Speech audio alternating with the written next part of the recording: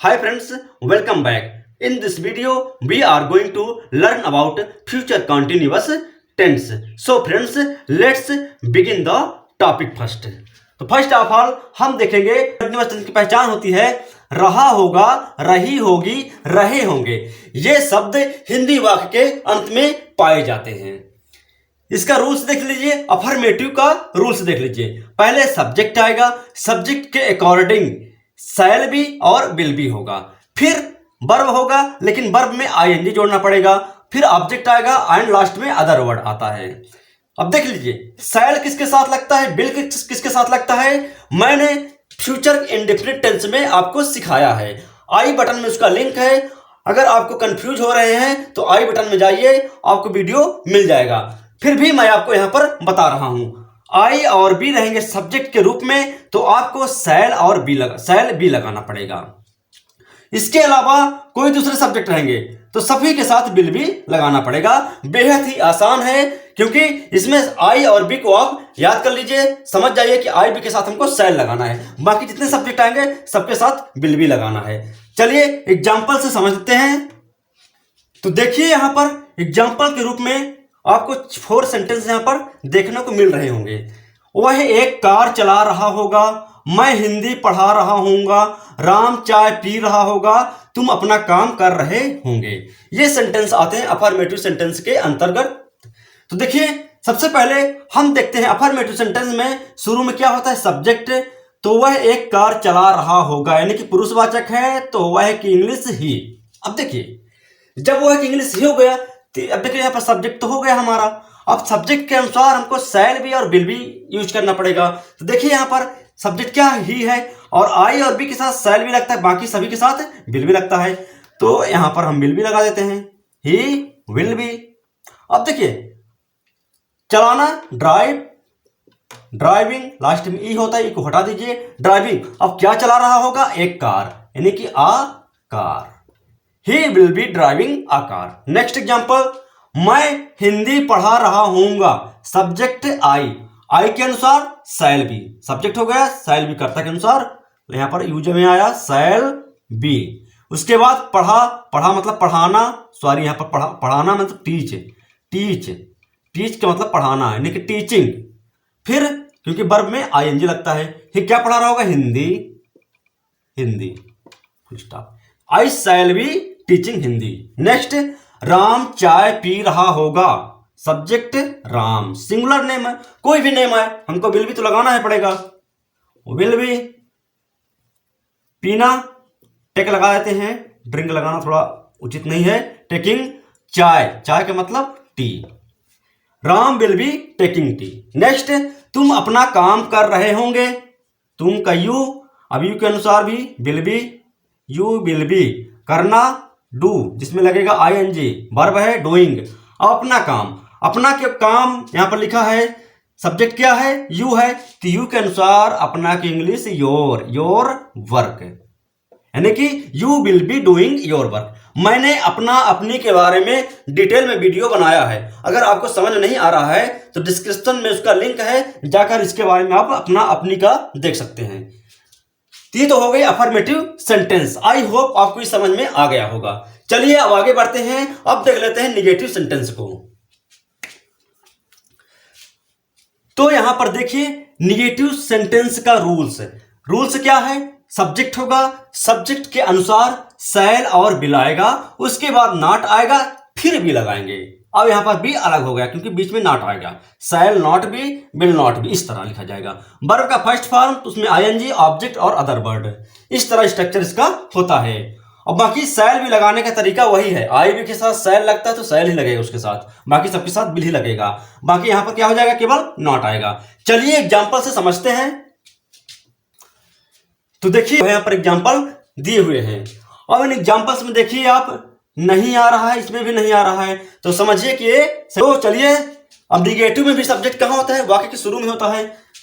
Subject क्या है, नहीं रहा होगा, पुरुषवाचक है, तो नहीं ही। अब ही के अनुसार सब्जेक्ट, ही के अनुसार क्या लगेगा, विल, यहां पर हमने विल यूज किया। उसके बाद क्या, नॉट बी, नॉट बी। तब खेलना, प्ले, जिसमें आईएनजी लगेगा क्योंकि वर्ब है, आईएनजी। उसके बाद ऑब्जेक्ट क्या खेल रहे हैं, फुटबॉल, फुटबॉल,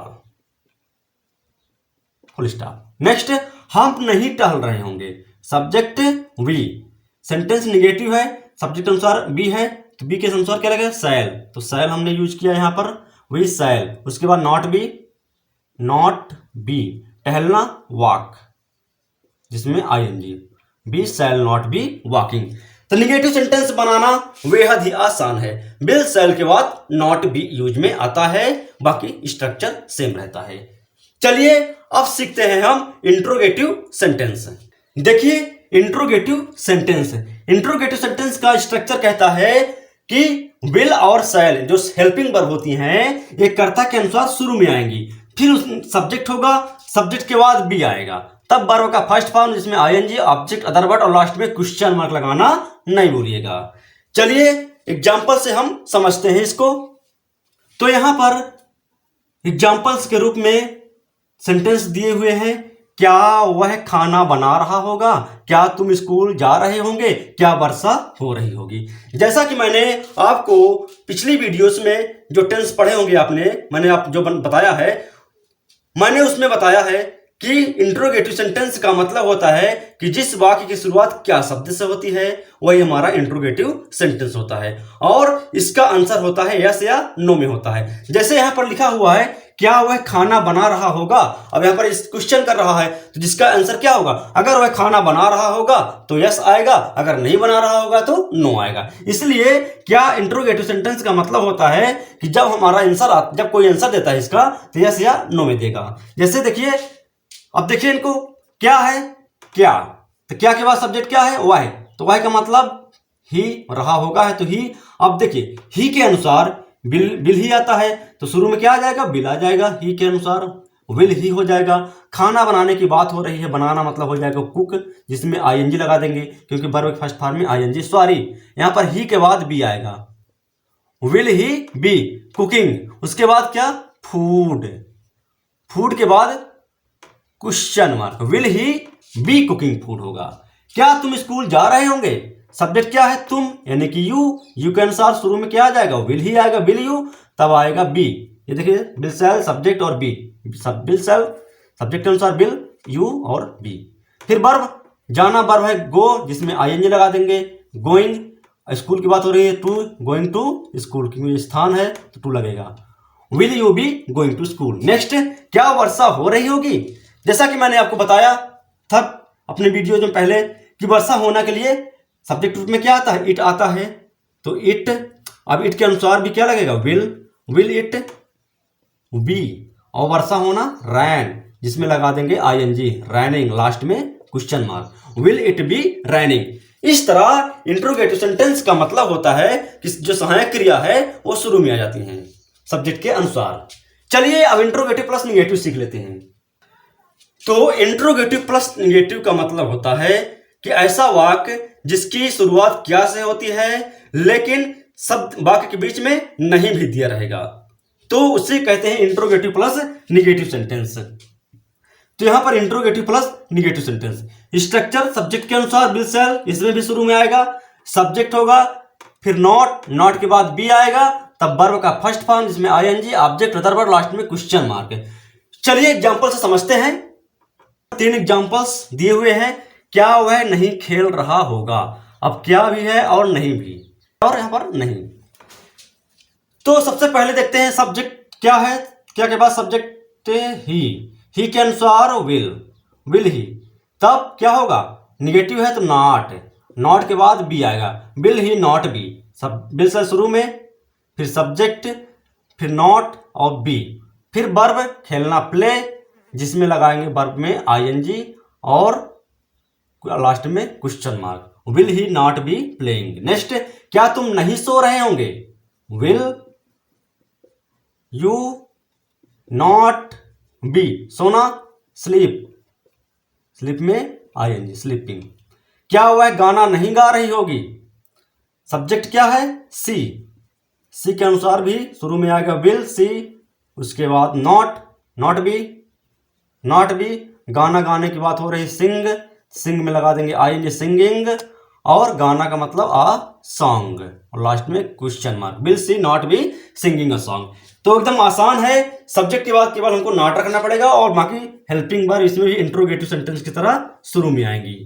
तो स्पेशल इंट्रोगेटिव सेंटेंस का मतलब होता है ऐसा वाक्य जिस हिंदी वाक्य के बीच में प्रश्नवाचक शब्द जैसे कब, कहां, क्यों, कैसे, क्या, ये शब्द हिंदी वाक्य के बीच में आएंगे तो इन्हीं को बोला जाता है स्पेशल इंट्रोगेटिव सेंटेंस।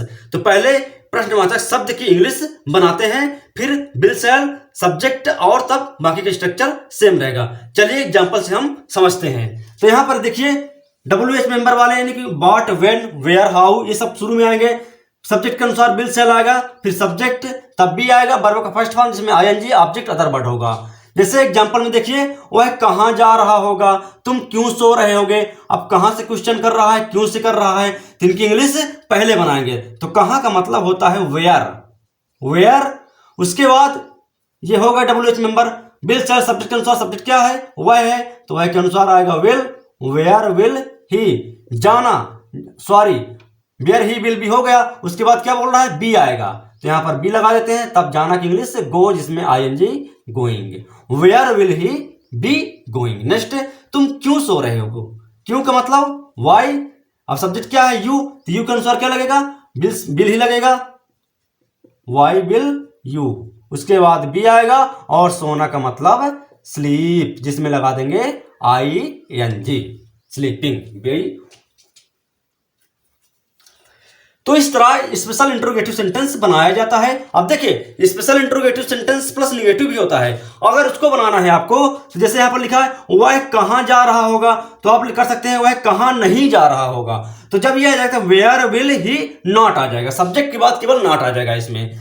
तो इसको आप अपने से कर लीजिए। मैं अब आपको होमवर्क के रूप में कुछ एक्सरसाइज दे रहा हूं जिसको आप नोट कर लीजिए और अपने से प्रैक्टिस करिए। तो यहां पर 5 सेंटेंस दिए हुए हैं आपके एक्सरसाइज के लिए, वह एक, तो आप इसको जो है नोट कर लीजिए और इसका आप प्रैक्टिस आप खुद से करिए और कमेंट्स बॉक्स में जाइए और इसका रिप्लाई मैं आपको दूंगा। और अगर वीडियो पसंद आती है तो चैनल को सब्सक्राइब कर दीजिए।